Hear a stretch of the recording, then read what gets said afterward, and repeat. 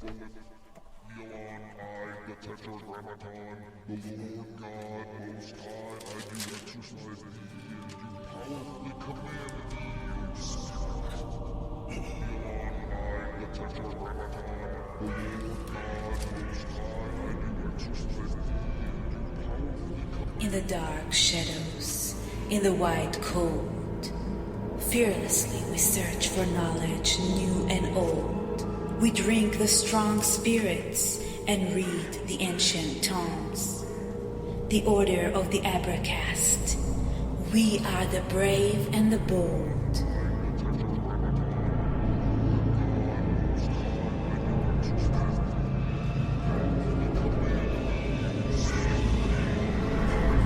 Occult, history, conspiracy, and violence.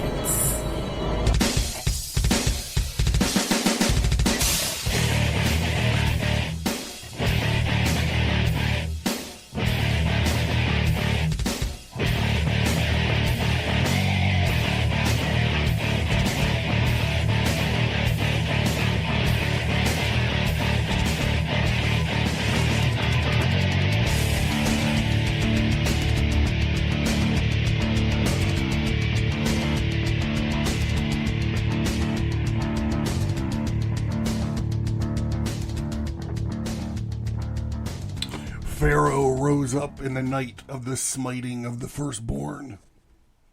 He waited not for the third hour of the morning when kings usually arise, nor did he wait to be awakened, but he himself roused his slaves from their slumber and all their other Egyptians, and together they went forth to seek Moses and Aaron.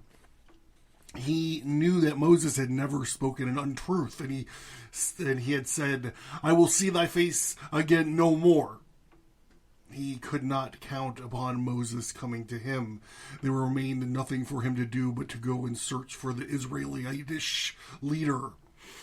He did not know where Moses lived, and he had great difficulty and much time in looking for his house, for the Hebrew lads of whom he had made inquiries.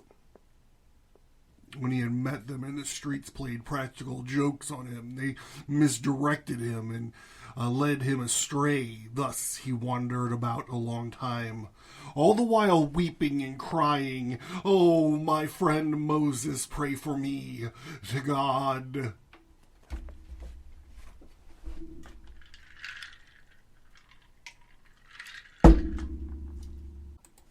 Welcome to the Abracast. I'm your host, Dr. John M. Towers. And as you can tell, we're going to be continuing our journey through Exodus here with Moses and Aaron and the poor bastard Pharaoh. And I just wanted to take a second and say thank you for tuning in, and please check out Abracast.com. We got the t-shirts, the graphic novels, the comic books, the tarot cards. We actually have a new set of tarot cards. Not a whole set. It's an expansion pack for the Abracast set. We're doing a Thoth expansion. 4 alternate cards. I don't know. You can check them out. Check out the Instagram. So this bit here, it's hilarious. This bit about the Hebrew kids giving Pharaoh wrong directions to Moses' house. So a long time ago, I used to be a supervisor of security for a company that had contracts with the NFL, and every year we get flew out to wherever the Super Bowl was that year, and I don't know, and then like the Super Bowl would take over these towns for like 2 weeks, and you know, we'd be blowing per diem in bars and, you know, hanging out with local chicks and all that stuff. Anyhow, working in the Super Bowl, because of the amount of celebrities that show up to these things, it offers you opportunities that you don't normally have, even when you're working like a regular NFL game. You know, I remember just walking through the concourse at a Super Bowl and just being like, oh, hey, there's that famous boxer. I don't remember what it is. Holyfield. There. Hey, look, there's Holyfield. And then like 2 rows away, you're like, is that fucking Tom Arnold? Who let Tom Arnold into this building? Anyhow, the story about these kids giving Moses wrong directions reminds me of the time that I gave wrong directions to Puff Daddy. Now, I didn't ever really have anything against Puff Daddy. I'm like, well, I don't even know what a Puff Daddy is. The only thing I knew about him is that they took that Jimi Hendrix or Jimmy Page rip. They sampled the Jimmy Page from Kashmir. You know what I'm talking about? For that shitty Godzilla movie with Matthew Broderick. The Godzilla movie with Ferris Bueller in it, in the soundtrack, they had a Godzilla song, and it was like, all of the Puff Daddy songs are like this, yeah, yeah, and that's what this one was like, the whole song, and then they just put the Kashmir riff in there. So he fucking had it coming, and I gave him wrong directions on purpose one time. Anyhow, it's probably childish of me. And this was after the Beastie Boys and all. This was after Public Enemy. So Jimmy Page probably got paid for that riff. I was just pissed anyways. Because it's like, Godzilla is like my thing. The Godzilla movie with Ferris Bueller in it was shitty. And then they got to, ruin Kashmir on top of everything. Yeah. Yeah, what you, yeah, God,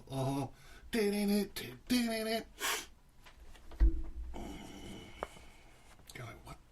Can we get with the Bible stories already? What are you talking about, motherfucker? Meanwhile, Moses and Aaron and all Israel besides were at the paschal meal, drinking wine as they sat and leaned to one side, and they were singing songs in the praise of Godzilla.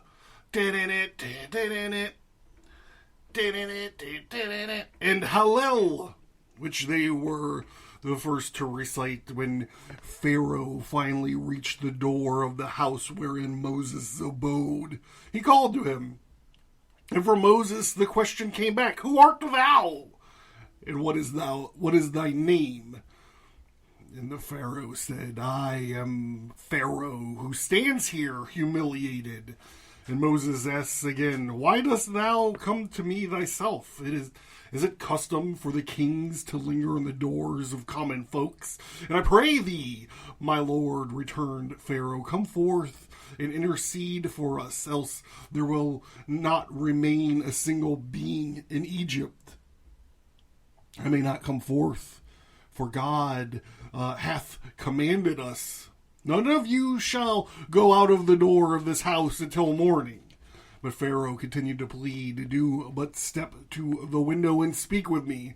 And when Moses yielded to his opportunities and appeared at the window, the king addressed these words to him. "Thou didst say yesterday, all the firstborn in the land of Egypt will die, but now as many as 9/10 of the inhabitants have perished." Pharaoh was accompanied by his daughter Bethina, Moses' foster mother. He reproached him with ingratitude in having brought down evil upon her and her countrymen. And Moses answered and said, "The 10 plagues the Lord brought upon Egypt have evil accrued to thee from any of them. Did one of them affect thee?" And then when Bethina acknowledged that no harm had touched her, Moses continued to speak. "Although thou art thy mother's firstborn, thou shalt not die, and no evil shall reach thee in the midst of Egypt." But Bethina said, "Of what advantage is my security to me when I see the king, my brothers, and all his households and his servants in this evil plight? And look upon their firstborn perishing with all the firstborn of Egypt." And Moses returned, "Verily thy brother and his household, and the other Egyptians who would not hearken to the words of the Lord, therefore did this evil come to them." Turning to Pharaoh, Moses said, and in spite of all that hath happened, I will teach thee something if thou desirest to learn. Thou wilt be spared, and thou wilt not die. Raise thy voice, and say, Ye children of Israel, are ye own masters, and prepare for your journey, and depart from among my people hitherto. Ye were the slaves of Pharaoh, and henceforth ye are under the authority of God. Serve your Lord your God. And Moses made him say these words 3 times, and God caused Pharaoh's voice to be heard throughout the land of Egypt. So all the inhabitants, the homeborn and the aliens, knew that Pharaoh had released the children of Israel from bondage. Can I get an amen? In which they had languished, the bondage in which they had languished, and all Israel saying, Hallelujah, praise, O ye servants of the Lord, praise the name of the Lord, for they belonged to the Lord, and no more were the servants of Pharaoh. Now the king of Egypt insisted upon their leaving the land without delay, but Moses objected, and he said, We are thieves, that we should slink away under the cover of night. Wait until the morning, Pharaoh, however, urged, and he begged and pleaded Moses to depart, confessing that he was anxious about his own person, for he was a firstborn son, and he was terrified to death would strike him down too. Moses dissipated his alarm, though he substituted a new horror with these words, Fear not, there is worse in store for thee. Dread seized upon the whole people. Every one of the Egyptians was afraid of losing his life, and all united in the prayers with Pharaohs and begged Moses to take the Israelites hence. Then God spake, Ye shall all find your end, but not here, but in the Red Sea.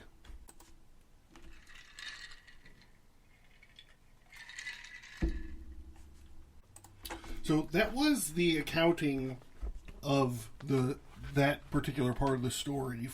A pretty heavy metal accounting, by the way, from Ginsburg's Legends of the Jews. I'm just going to go back in time and tell the same story as accounted in the book of Exodus. Exodus 12:17. Celebrate the feast of unleavened bread, because it was on this very day that I brought your divisions out of Egypt. Celebrate this day as lasting ordinance for the generations to come. In the first month you are to eat bread made without yeast.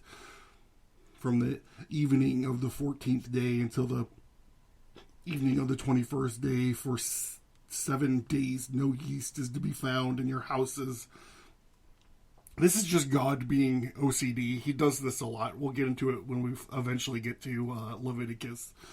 Skip ahead here. Then Moses summoned all the elders of Israel and said to them, Go at once to the selected animals for your families and slaughter the Passover lamb, and take a bunch of hyssop, dip it into the blood in the basin, and put some of the blood on the top and on both sides of the door frame. Not one of you shall go out of the door of his house until morning. When the Lord goes through the land to strike down the Egyptians, he will see the blood on the top and the sides of the door frame, and will pass over the doorway. And he will not permit the destroyer to enter your house and strike you down. Obey these instructions as a lasting ordinance for you and your descendants when you enter the land that the Lord will give you as he promised. Observe this ceremony.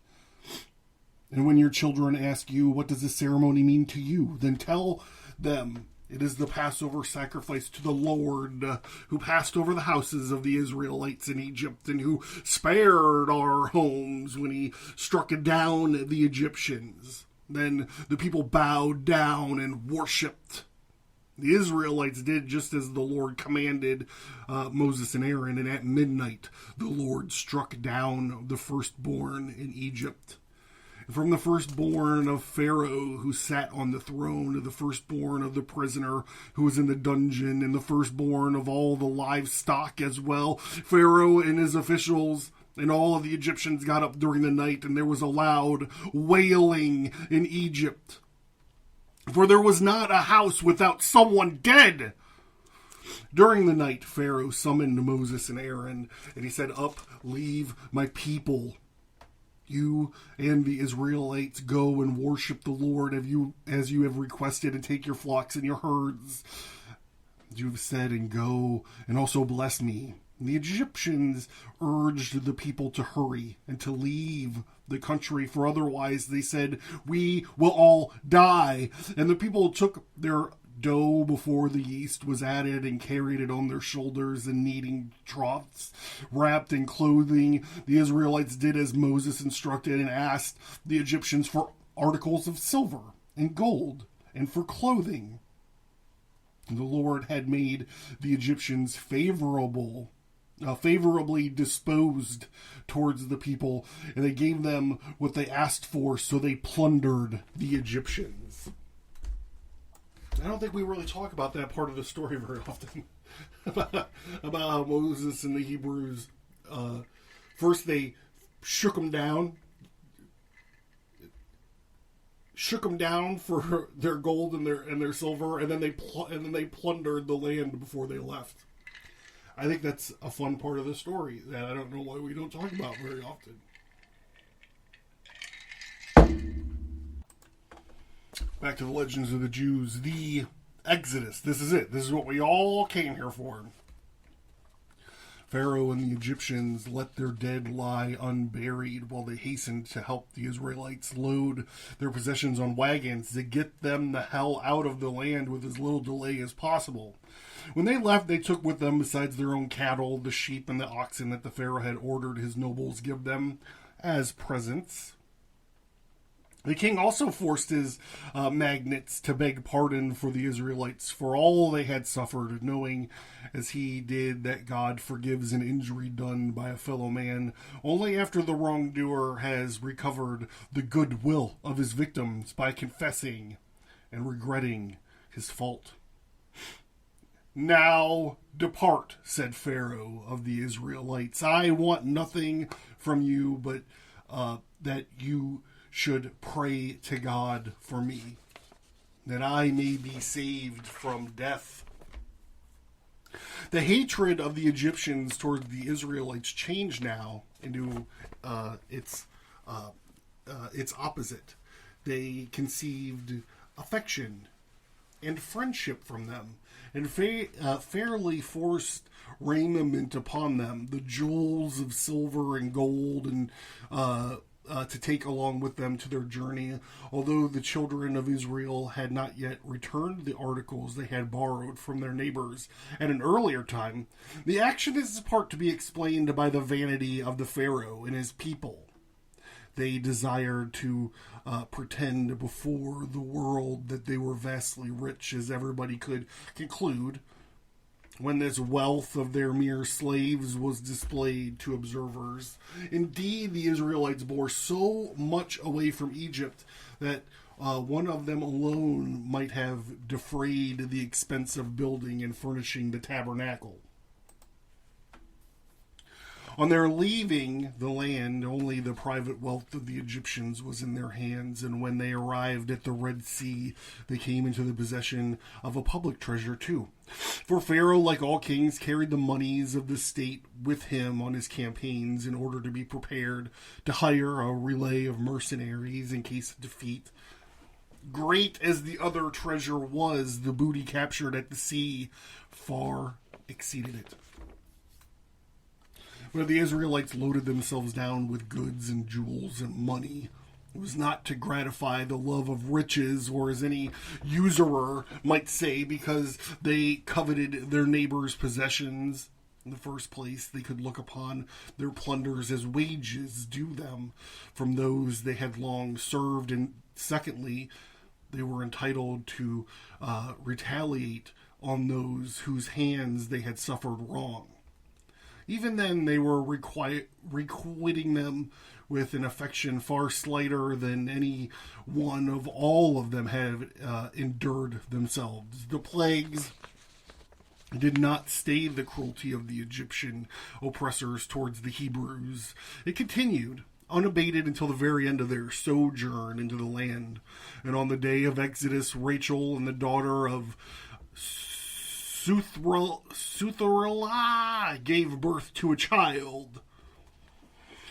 While she and her husband together were treading the clay for bricks, the babe dropped from her womb into the clay and sank out of sight. And Gabriel appeared, molded a brick out of the clay containing the child, and carried it to the highest of the heavens, where he made a footstool before the divine throne.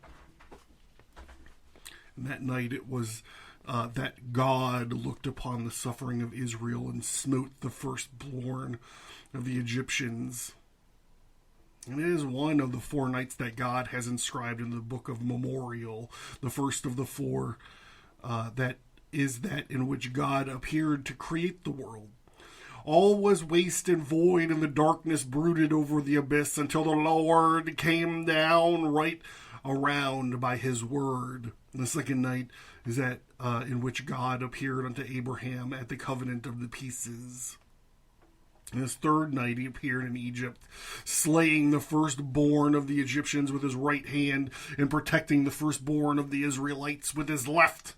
The fourth night recorded will be that in which the end of redemption will be accomplished, when the iron yoke of the wicked kingdom will be broken and the evildoers will be destroyed. And then will Moses come from the desert and the Messiah from Rome, each at the head of his flock, and the word of God will mediate between them, causing both to walk in accord and in the same direction.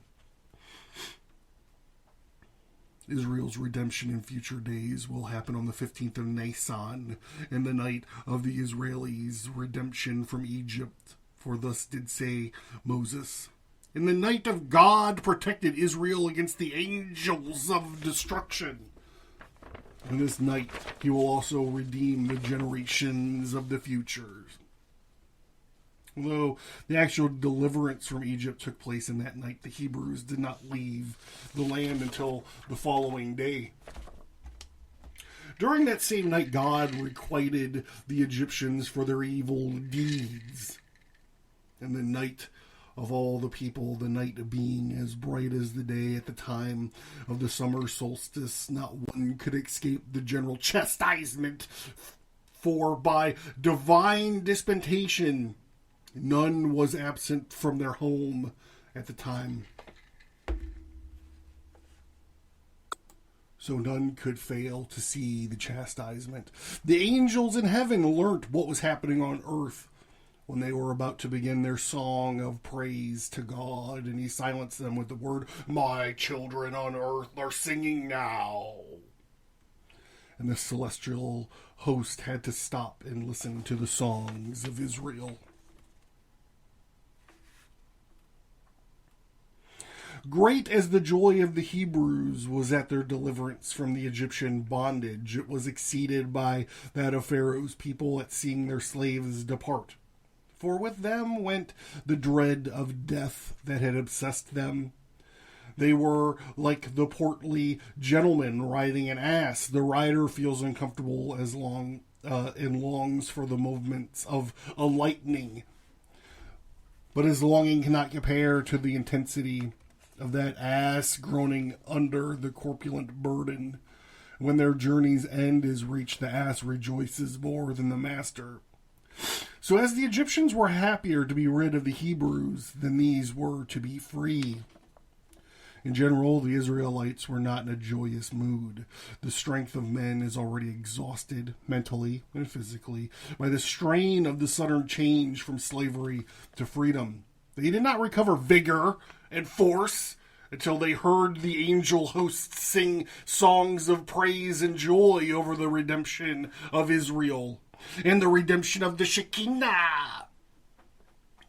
For so long as the chosen people in exile. The Shekinah, who dwells among Israel, is also, as it were, in exile. At the same time, God caused the earth to exhale and to send aloft a healing fragrance which cured them of all of their diseases. The exodus of the Israelites began at Ramses, and although the distance from there to the city of Mizraim, where Moses' abode with 40 days' journey, yet they heard the voices of their leader urging them to leave the land. They covered the distance from Ramses to Succoth,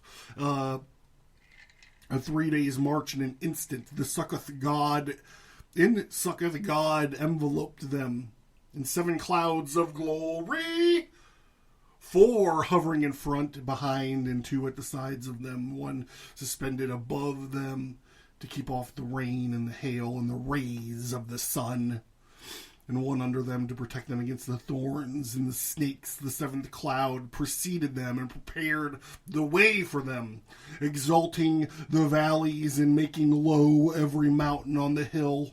Thus they wandered through the wilderness for 40 years. And all the time, no artificial lighting was needed. A beam from the celestial cloud followed them into the darkness of the chambers. And if one of the people go outside of the camp, and even thither he was accompanied by a fold of the cloud covering and protecting him. Only in that a difference might be made night and day. A pillar of fire took the place of the cloud in the evening.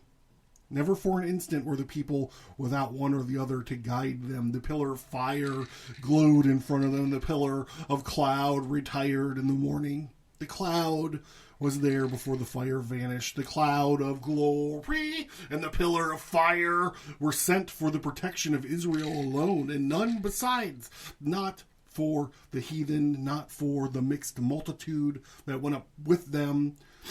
These had to walk outside of the cloud enclosure.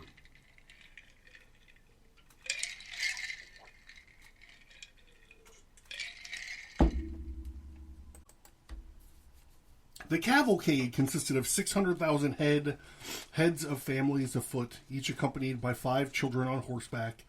And to these must be added the mixed multitude, exceeding the Hebrews vastly in number. So profound was Israel's trust in the Lord that they followed Moses unmurmuringly into the wilderness without supplying themselves with provisions. The only edibles they took were the remains of the unleavened bread and the bitter herbs. And these not to satisfy their hunger, but because they were unwilling to separate themselves from what they had prepared lovingly at the command of God. These possessions were so dear to them that they would not entrust them to the beasts of burden. They carried them on their own shoulders. All right, I'm going to go ahead and re-crack my new international red letter here, and we're going to revisit some of the story as the Bible put it. Israel's journey to Sinai, Emancipation. This is the departure from Egypt. The Israelites journeyed from Ramses to Succoth. There were about 600,000 men on foot, besides women and children and many other people who went with them, as well as large droves of livestock, both flocks and herds. With the dough they had brought from Egypt, they baked cakes of unleavened bread, and the dough was without yeast because they had been driven out of Egypt and did not have time to prepare food for themselves. Now the length of time the Israelite people lived in Egypt was about 430 years. At the end of the 430 years, to the very day, all the Lord's divisions left Egypt, because the Lord kept vigil at night by bringing them out of Egypt on this night. And all the Israelites were to keep vigil to honor the Lord for the generations to come. See, in both stories, there's this idea of the future. They're part of history. Something happened to them in the past, and now they're leaving Egypt, and there's this sense of impending there's this promising sense of what the future holds for them in this promised land. And the Lord said to Moses and Aaron, these are the regulations for the Passover. No foreigner is to eat of it. Any slave you have brought may eat of it after you have circumcised. Cut part of his dick skin off and then he can have your bread. All right? But the temporary resident as a hired worker may not eat of it. It must be eaten inside one house, and take none of the meat outside of the house. Do not break any of the bones. The whole community of Israel must celebrate it. An alien living amongst you who wants to celebrate the Lord's Passover must have all the males in his household circumcised. And then he may take part in it like one born in the land. No uncircumcised male may eat of it. The same law applies to the native born and the alien living among you. This is a nation built of loose dick skin. All the Israelites did what the Lord had commanded. Moses and Aaron did the very day the Lord brought the Israelites out of Egypt by their divisions. I'm going to skip Exodus 13, 17. The direction of the cloud and the fire. I think that this part is fascinating, and the legends talk about it, and I just wanted to touch on the biblical account. When Pharaoh let the people go, God did not lead them on the road through Philistine country, although that was shorter. For God said, if they face war, they might change their minds and return to Egypt. So God led the people round by the desert road towards the Red Sea. The Israelites went up out of Egypt armed for battle, and Moses took this is very important. We're going to touch on this here in a little bit. Moses took the bones of Joseph with him because Joseph had made the sons of Israel swear an oath. And he said, God will surely come to your aid, and when you must carry my bones up with you from this place. After leaving Succoth, they camped at Etham. And at the edge of the desert by day, the Lord went ahead of them in a pillar of cloud to guide them on their way, and by night in a pillar of fire to give them light, so that they could travel by day or night. Neither the pillar of cloud by day nor the pillar of fire by night left its place in front of the people.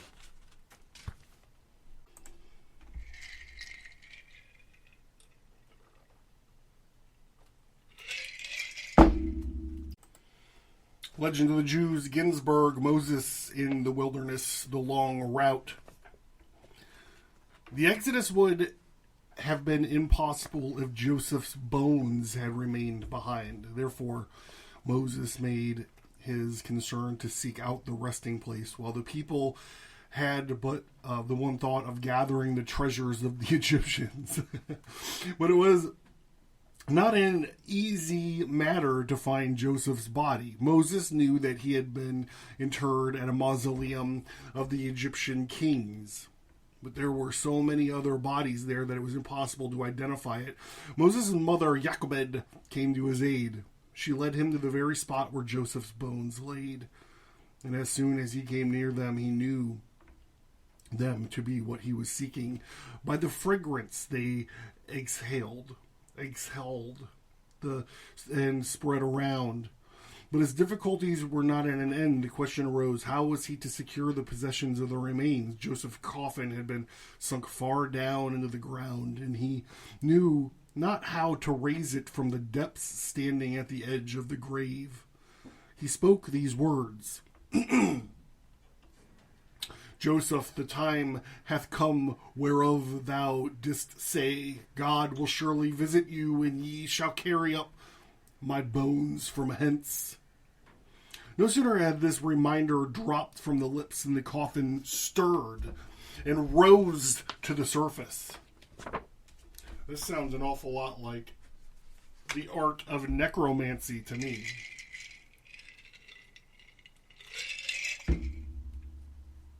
He named them. There were smells and suffumigations, and they invoked God. Appear to me, the bones of Joseph.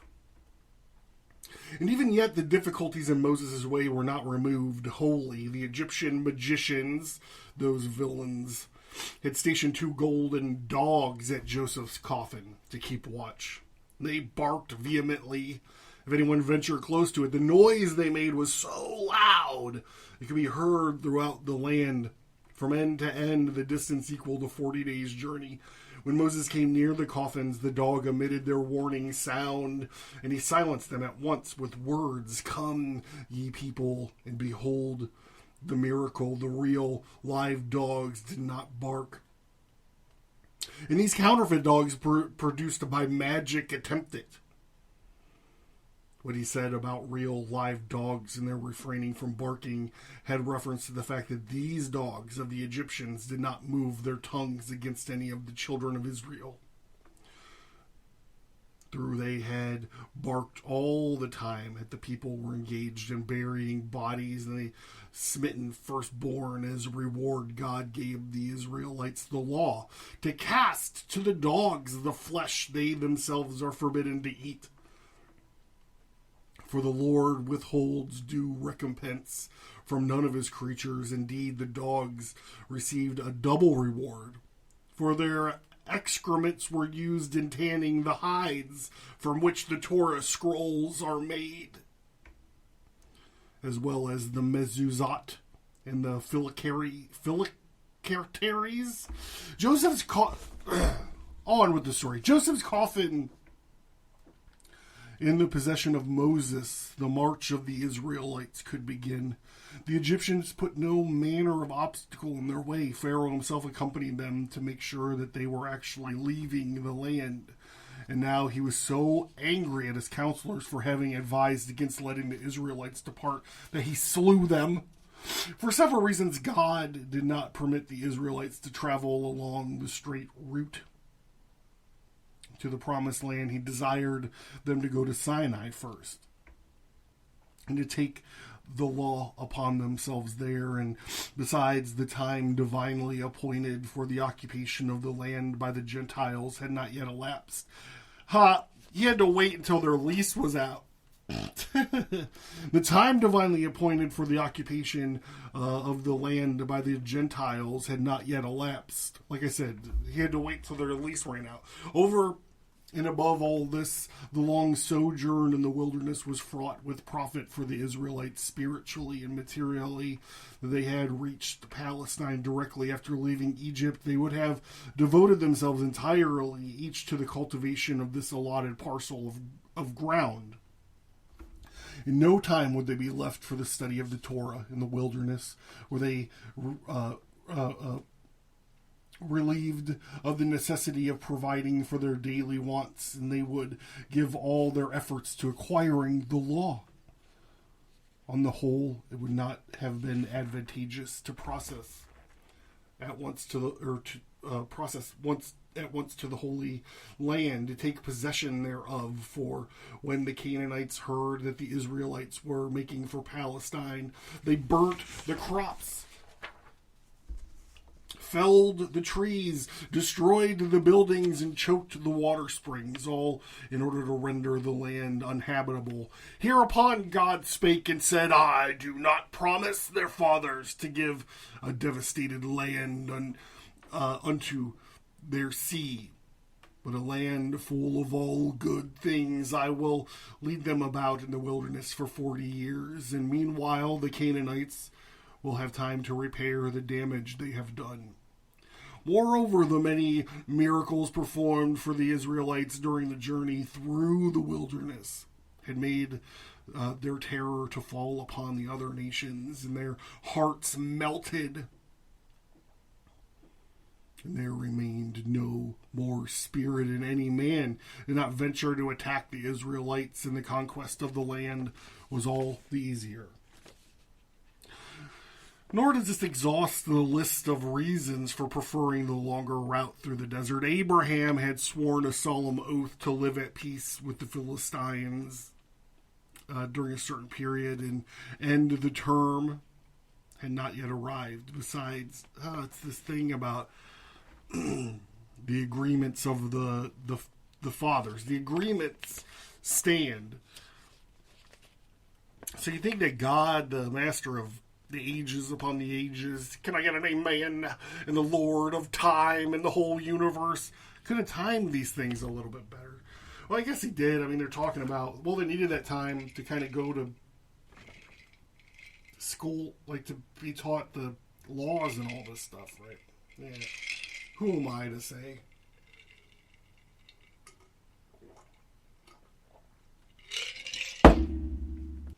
Besides, there was the fear that the sight of the land of the Philistines would awaken sad recollections in the Israelites and drive them back into Egypt speedily. For once at a time, it had been the scene of bitter disappointment to them. They had spent 180 years in Egypt, the peace and prosperity, not in the least molested by the people. Suddenly, Ganon came, the descendant of Joseph and the tribe of Ephraim. And he spake, the Lord had appeared unto me and bade me to lead you forth out of Egypt, and the Ephraimites were the only ones to heed the words, proud of their loyal lineage as a direct descendant of Joseph.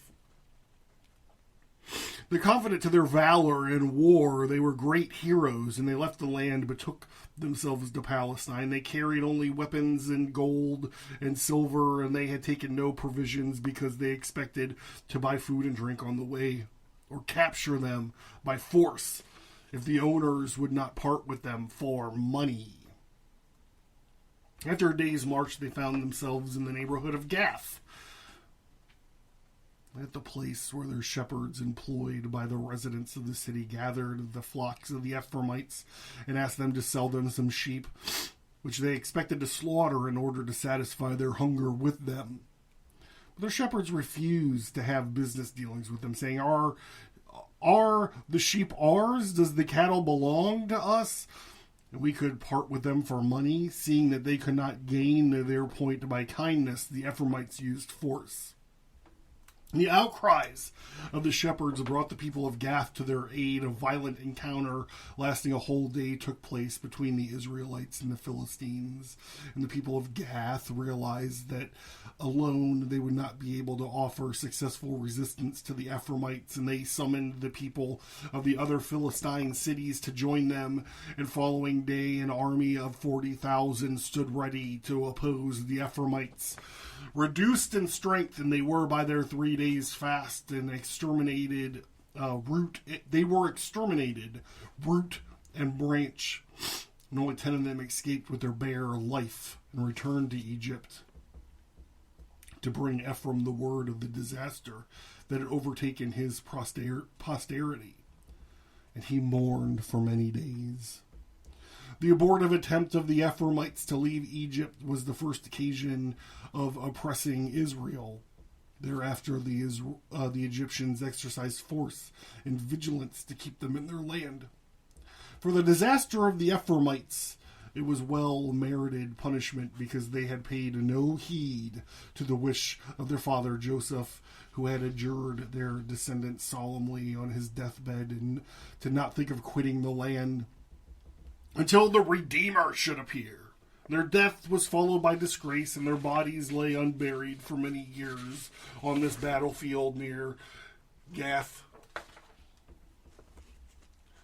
And the purpose of God in directing the Israelites to choose the longer route from Egypt to Canaan was to spare them the sight of those dishonored corpses.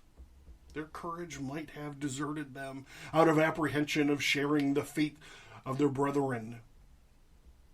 They might have hastened back to the land of slavery.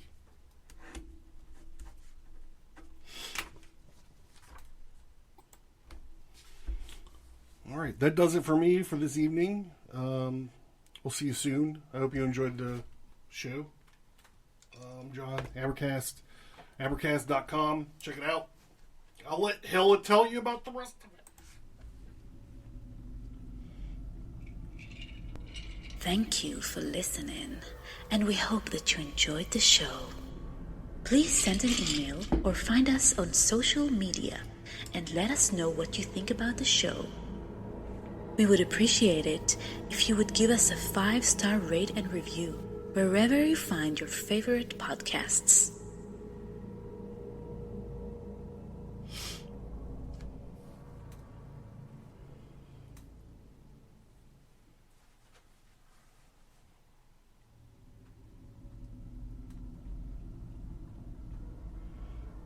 You can find Stigmata Studios, graphic, novels, and comic books. Take control of your destiny. Understand your past, put your present in context, and know your future with a twist. Check out the Abracast Tarot card deck. Your body is your temple. So let's make sure you got a badass t-shirt on it. Variety of cool themed t-shirts. And other merch like stickers, wall art, mugs, and more. Welcome to the Red Archive. Get access to over 50 hours of archived episodes. More bonus audio. Additional exclusive content. All this for only $1 a month.